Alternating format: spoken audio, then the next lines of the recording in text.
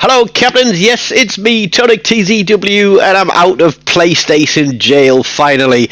And I know I haven't streamed this week. We've got to get back to streaming very soon because I had to play catch up with week 1 and then try and crack through week 2 of the campaign in the limited time that I have available to me this week. But we are back with an absolute bang, a stonker of the game. It's not the Darren, but it is British and it is a destroyer, and it is the Tier 6 Jervis. Now, I didn't bother putting a picture of the ship in here to show you what build I'm running. It's just what everybody else runs. But this is the commander build. It's got my smart on there with Eric Beer and William Sims.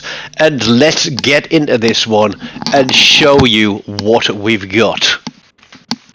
Now, it is domination mode, but there's only one cap to dominate, and there is a destroyer there on the left hand side, so I'm thinking I'm going to go right and play right and center, and let's see what red team put up against us. A quick look at the map: 2 destroyers, couple of cruisers, and then some battleships. So our battleships should be focusing those cruisers, and our cruisers should be focusing the destroyers. That's how the game works, isn't it? Yes, no, maybe, no, not at all, really. Not at all. Not a chance in heck of people doing what they're supposed to doing, because in my week off I was playing some free-to-play account and having some fun on there. There's a couple of videos online in the I think it's the Clemson and something else as well, the Wakeful. A couple of really good games, one of which is a new base XP record, so go and click on that one and watch it. I'll try and remember to link it from the end of this video. But we are pushing this cap, and look at it, red team, 1, 2, 3, 4, 5, 6, 7 ships across here, plus a destroyer on the cap. That's 8 out of 9 ships on this side of the map. This is not where I want to be. There's a destroyer spotted. Everybody should be shooting at him, not me, because there's too many ships out here, too many cruisers, and I do not want to get deleted. That Duker sailing broadside, frankly, should have been focused well before now. I am going to put some shots out there. He's broadside, so we're going to go AP. He's obviously going to slow down because he knows the destroyer in smoke, and he's very obviously fired torpedoes, but he doesn't want to be on his broadside for long, and we're not going to let him be broadside for long because one of those torpedoes is going to connect after we get a citadel hit on him, and that is first blood. We're on the board with 9,000 damage. We're looking for the torpedoes. Don't be a dope in the smoke. This is why I like the British destroyers. You can run that sonar. But here we go. Miyoko there broadside as well. And again, he should be dev-struck, absolutely dev-struck. We're going to switch to AP, but our smoke runs out, so we're not going to fire. We are now contested, so we're going to put some fire onto him as well. We're going to get away from this cap, open distance to these guys, keep the shots on. Do we get the Miyoko here? We get a fire on him, and that's it. Kill number 2. 2 for 2 here.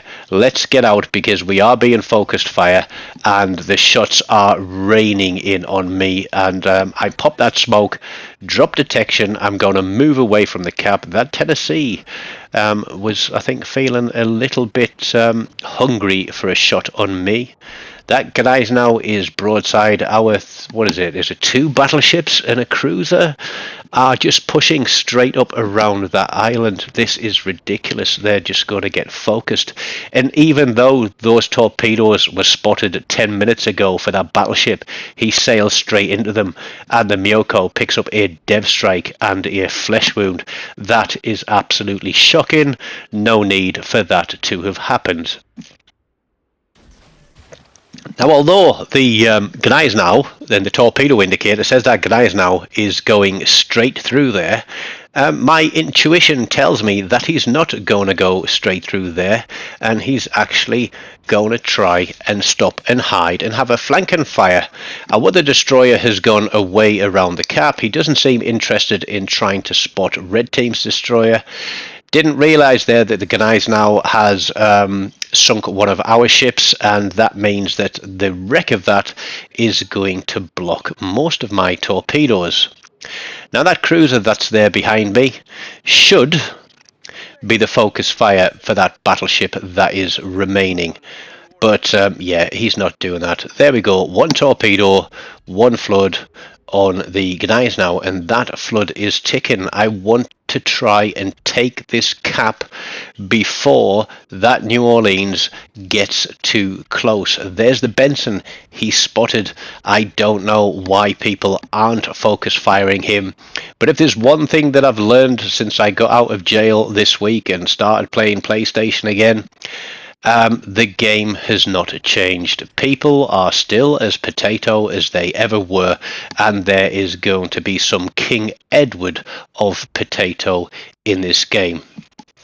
The only person that's actually going to make a sensible decision is the Nagato on red team, but we'll get to that later. Now, as you saw, there was quite a tally of medals at the start of this one, and it is going to be a high-scoring game as well. I didn't put the total damage on there. It wasn't a personal record for me. I have had harder, but I'm looking there. Gneiss now goes out to torpedoes. Destroyer is still spotted. Scharnhorst is running straight towards me. This is risky business. They've got a destroyer on the cap, and our destroyer, I think, it's an Asashio, I think, is just playing the torpedo game. But being out in front of that ship is going to have plenty of warning and just sail straight through his torpedoes. This Scharnhorst, on the other hand, got detected. Let's pop a smoke and drop out of that one. Do we get some shots on this guy? Look at that battleship there, parked on the corner. That destroyer has been spotted forever, and still his guns are looking somewhere completely different. I don't know what he was thinking, but my aim is completely off. We get 5 torpedo hits, 4 floods, and a dev strike on the Scharnhorst, who carried on sailing in a straight line. I would love to know what people are doing with that destroyer, because he's sailing around oblivious to any damage whatsoever, while our team get absolutely chunked. It is 5 ships versus 3. That cruiser behind me is being a royal pain in the backside, and I'm calling... No, look, the cruiser is still shooting at the battleship instead of the destroyer. Learn what your job is. I'm going to try and get some resets on this guy. I'm going to try and adjust my aim, do some damage, but at the same time I'm having to stay skinny to the cruiser that's behind me, and I know there's a battleship round this corner as well. There we go, look at that. I'm getting focus fire. Red team are shooting at the destroyers when they're spotted. Blue team have got their heads up their backside. Let's see if we can get something on them again. Let's have a look. There we go. There's a couple more hits. Incapacitators, torpedo tubes. Let's get a couple of more shots across there. He's going to pop smoke, drop detection. My sonar is going to start running, and I'm going to consider turning in there and getting onto him. But here we go. That Asashio behind me is still running away, probably trying to torpedo that cruiser from the front. I just don't know what's going on here. We're down to 2 ships. There is the Benson. We get him spotted. We get some guns on. We knock his torpedo launchers out again. He's going to try and get back behind that island. I'm going to stay on guns. And yeah, we're not going to take him out. But before he disappears, one last shot. That's him gone. The Asashio is going to put torpedoes through the middle of this capture point, and but it's going to be reliant upon me to spot that Tennessee. So we're going to put some torps out there as well. I didn't realize the Asashio was going to put torps through, but there's the torpedoes on. We're going to go guns on this one because we got a smoke available. We're going to try and bait him into a turn. We get a fire on him, we get the cap reset, and we are going to drop detection there. At this point, this game is lost. We're around 350 points behind, if not more. We've only got the 1 capture point, and we're not earning anything on that. But the Asashio picks up the kill on the battleship, which potentially could have been a Kraken kill for me. So in an attempt to try and turn this game around and try and survive long enough, I'm looking the New Orleans is still 2/3 health, at least even 3/4. The Nagato is turned back, and I'm thinking he's going to head up and defend A cap. But they still have a destroyer who is leading the way for the New Orleans, and I don't want to be broadside to all of these guys. I'm keeping an eye on my twist and track indicator there, and it's switching to the left. I know the destroyer is closing in on me, and I'm thinking of firing torpedoes at that New Orleans, but that island is in the way. I don't know what to do here, but the New Orleans turns, so I'm thinking he's going to come through that gap there. Now, does that mean that the destroyer is leading him? Oh, look, there's a destroyer. Have I really got him picked up at 7 kilometers? That is absolutely crazy.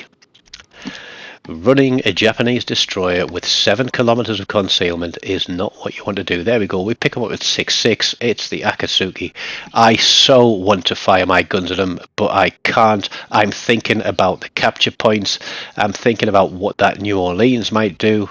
The Akatsuki has obviously spotted those torpedoes for the New Orleans, and he is going to avoid them. But they are going to push into this cap. It's predictable. So we put the second set of torpedoes across there.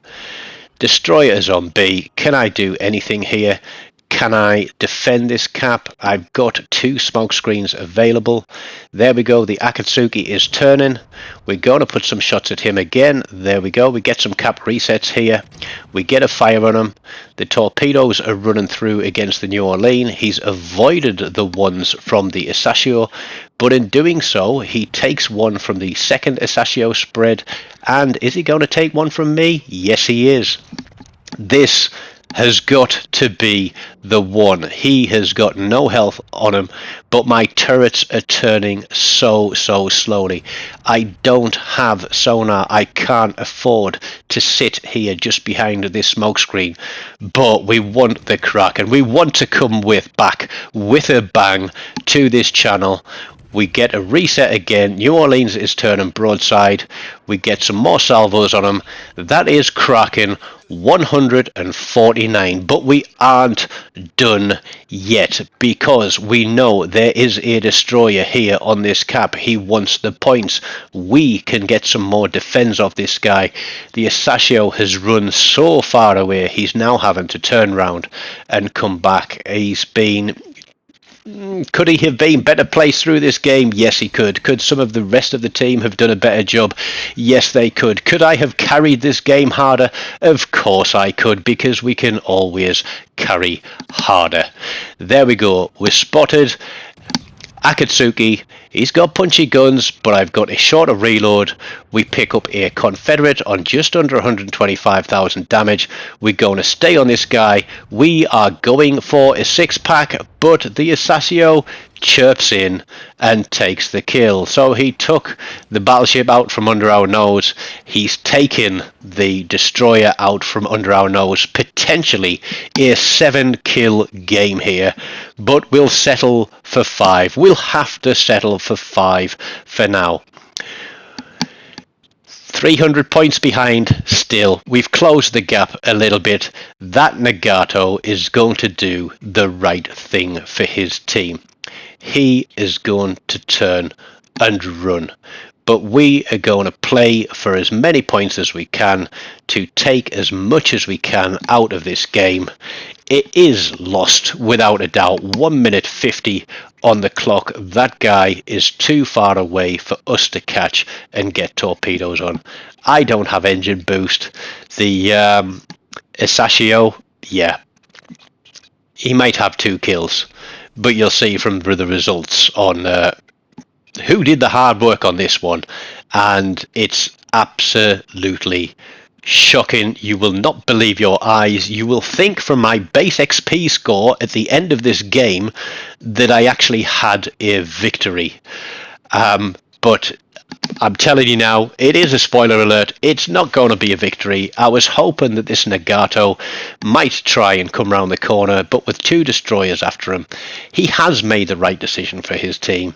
He's turning and he's running away. He's putting as much distance as possible between the 2 destroyers and himself. But we're keeping our guns across there. There we are. He's limit of range. There is no way that we can get torpedoes out there. But what we can do is see if we can get a fire on him, see if we can pick up a little bit of extra damage on this guy, see if we can force him to fire his guns. Where's he turning? Is he turning for me? Can he see the other guy? No, he is absolutely limit of range there, look. 49 seconds for the cap. There's less than 30 seconds on the clock. We can't catch this guy now. We can't take him down with our puny little guns. So all we can do is try and pick up a little bit more damage to round the game out.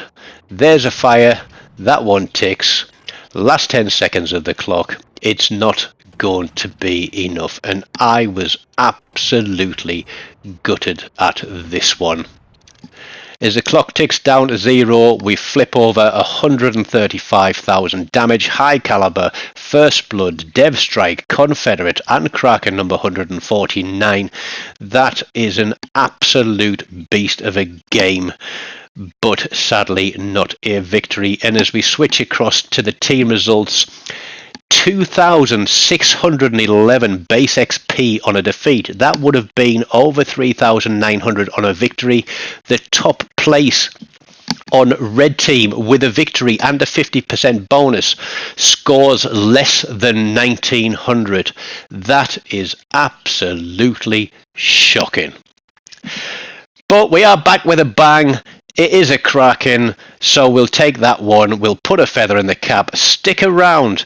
Click one of these links. Don't forget, smash the like button, subscribe to the channel if you haven't, leave me a comment, let me know what you think of that one. Don't forget, you can tip on the video. You can also take up memberships for as little as 99p. Please do consider supporting the channel, and until next time, please take care of yourselves and goodbye.